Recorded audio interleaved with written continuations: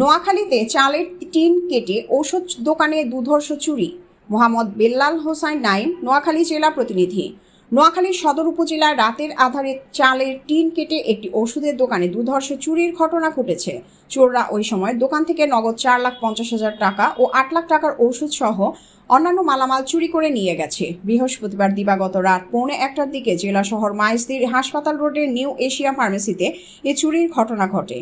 ফার্মেসির মালিক মোর্শেদ আলম অভিযোগ করে বলেন, প্রতিদিনের ন্যায় বৃহস্পতিবার 11 সেপ্টেম্বর রাত 11:30টার দিকে আমি দোকান বন্ধ করে বাসায় চলে যাই। সকালে আমার কর্মচারীরা দোকান খুলে দেখে দোকানের চালের টিন কাটা।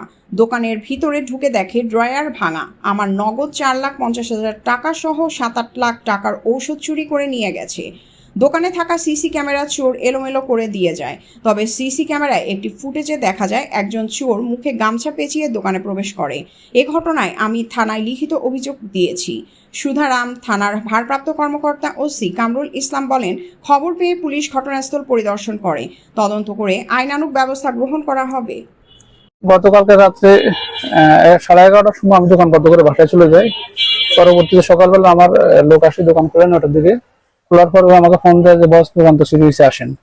আসে দেখলাম যে আমার দোকানের এই যে এখান দিয়ে টিন কেটে উপর থেকে টিন কেটে আবার এই নিচের ওয়ালটার সার্সিটটা এটাও কাটছে, কাইটার ভিতরে ঢুকছে।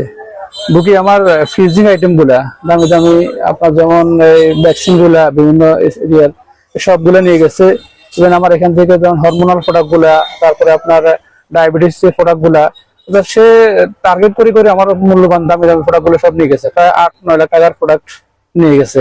তাছাড়া আমার গতকালকের আর বিক্রিকৃত টাকা প্রায় 4.5 লাখ টাকার মতো আমার ক্যাশে ছিল। ওই টাকা আমি তালা মারি গেছি। ওটা ভেঙে তালা ভেঙে আমার সব নগদ টাকাগুলো নিয়ে গেছে। খুচরা কিছু টাকা ছিল ওগুলো নিয়ে গেছে, মানে 2 টাকা 5 টাকার কয়েন সব কিছুই রাখি যায় নাই। তাছাড়া আমার ফ্রিজিং আইটেম সবগুলা বা অন্যান্য দামি আইটেম যা ছিল সবই নিয়ে গেছে। এরা অনেক দীর্ঘদিন থেকে হয়তো প্ল্যান করে এরকম করতেছে বা বড় কোনো ব্যাংক ট্যাঙ্ক হতে পারে। আমি আসলে জানি না শিওর কারা বা কে এরকম করছে, বা আমার সাথে কারোর সাথে কোনো শত্রুতাও নাই। আমি এখানে দীর্ঘদিন প্রায় 15 বছরের বেশি ব্যবসা করে যাচ্ছি। সবার সাথে আমার সাথে সুসম্পর্ক আলহামদুলিল্লাহ। কিন্তু এখন কারা বা উদ্দেশ্য প্রণোদিতভাবে কারা করছে আমি এটার সঠিক তদন্তপূর্বক বিচার চাই। আমি থানায় মামলা করে এসেছি। একজন আইসা আপনার এসআই মুক্তার ভাই এসে এটা তদন্ত করে গেছেন।